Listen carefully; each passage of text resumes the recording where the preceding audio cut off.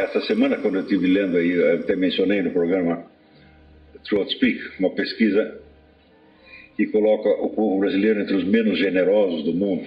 Quer dizer, o povo que, quer dizer, não dá esmola, não faz trabalho voluntário, não ajuda ninguém.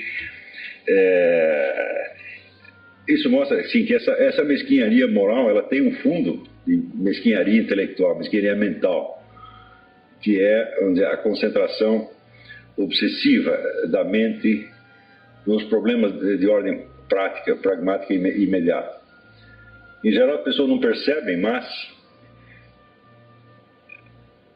esta é a coisa mais improdutiva que um ser humano pode fazer. Quer dizer, quanto mais ele se concentra vamos dizer, nas dificuldades práticas, sobretudo financeiras, ele perde energia. Quer dizer, essas preocupações não foram feitas para fortalecer ninguém, ao contrário, elas enfraquecem você. E, de maneira simetricamente oposta, toda a atenção que você dá a assuntos mais elevados e de ordem criativa te fortalece. Quer dizer, quando você se concentra nos problemas práticos, você está se concentrando na escravidão. Você é ao lado escravo da vida. São coisas que você não escolheu, que vieram a você e que te oprimem desde fora.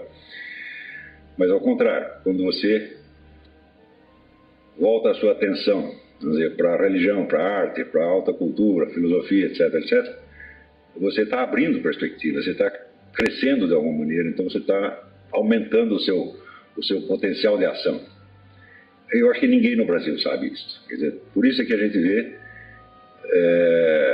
eu vendo, por exemplo, o destino de toda a minha geração. No outro dia me mandaram uma foto da minha classe no ginásio, quando eu estava no terceiro ano, e eu começo a pensar qual foi o destino dessas pessoas. E eu vejo que praticamente o único sujeito que melhorou de condição, que subiu, então fui eu. Os outros ou ficaram onde estavam, ou foram para baixo. Também uma vez eu fiz com os meus alunos um teste que eles examinassem a vida das 3 últimas gerações da família para ver se tinham subido ou descido socialmente. E todos tinham descido. A única que tinha subido era uma moça que era filha de um boiadeiro e que tinha conseguido se tornar enfermeira e casou com um engenheiro. Então essa subiu. Os outros todos não. Assim, era o avô era senador da República, o pai era gerente de banco e o cara já era escriturário. Então, era mais ou menos assim. Essa era a regra. Então, o Brasil não é um país feito para os seres humanos viverem e prosperar. Não é isso. A coleção, vamos dizer, a coleção imensa de fracassos que constitui a vida brasileira é uma das coisas mais tristes da história universal. É claro que você, às vezes, olhando outros países onde tem guerra, revoluções, perseguições, etc., você acha que o Brasil até está bem. Mas eu creio que não há nada no mundo que se compare com essa impossibilidade maciça da vida brasileira, onde tudo é enormemente difícil, tudo leva um tempo extraordinário e geralmente dá errado. E as pessoas não conseguem... Percebem que a situação é assim, mas não são capazes de associar isto a este espécie de pragmatismo imediatista brasileiro. Então, por exemplo, a ideia de que tudo que você faz com satisfação, com prazer, etc., não é trabalho. Trabalho tem que ser uma coisa que te desagrade, te esmague e que você tem que aceitar, porque aquilo ali é o pão, queijo. É claro que essa é uma ideia deprimente. E se o sujeito se inocula a si próprio com uma depressão, então ele vai ter que dar errado. Ele pode até começar a gostar da depressão e achar que aquilo é a realidade da vida, mas na verdade é um tecido de ilusões deprimentes que ele construiu em volta dele. Então, o desinteresse brasileiro por conhecimento, por alta cultura, por tudo que é do lado do espírito, está ligado imediatamente a essa falta de generosidade. Quer dizer, de uma lista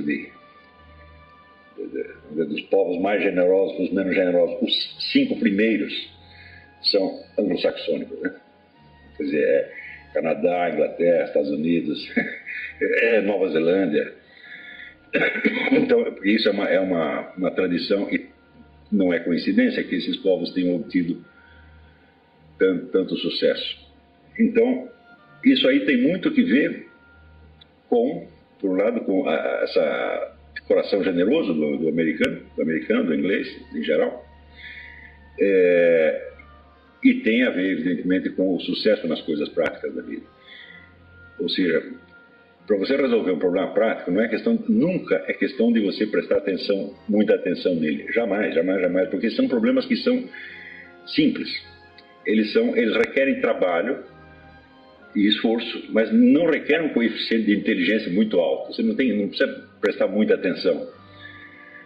Então, se você volta a sua atenção para aquilo que te infunde energia, vida, né, esperança, luminosidade, você tem energia suficiente para você resolver todos os problemas práticos sem você se deixar enredar muito por eles e conceder muita atenção. Se, ao contrário, você acha que a vida é constituída somente daquelas dificuldades práticas, então o seu nível de energia vai baixando, baixando, baixando, você se torna cada vez mais incapaz, mais burro e, evidentemente, vai fracassar. E quanto mais fracassar, mais você vai achar que é um sujeito realista, adulto e de pé no chão, quando na realidade você está no mundo da lua. É a coisa mais fácil, é você reparar que tudo que diz respeito, vamos dizer, ao mundo material em torno é contado, pesado e medido, tudo é limitado. E quando você é para o lado do espírito, não, você tem uma abertura, você tem uma liberdade muito maior. Então, é evidente que quanto mais você concentrar a sua atenção nos fatores, na pressão material imediata, né, mais você vai para baixo. Isso é fatal.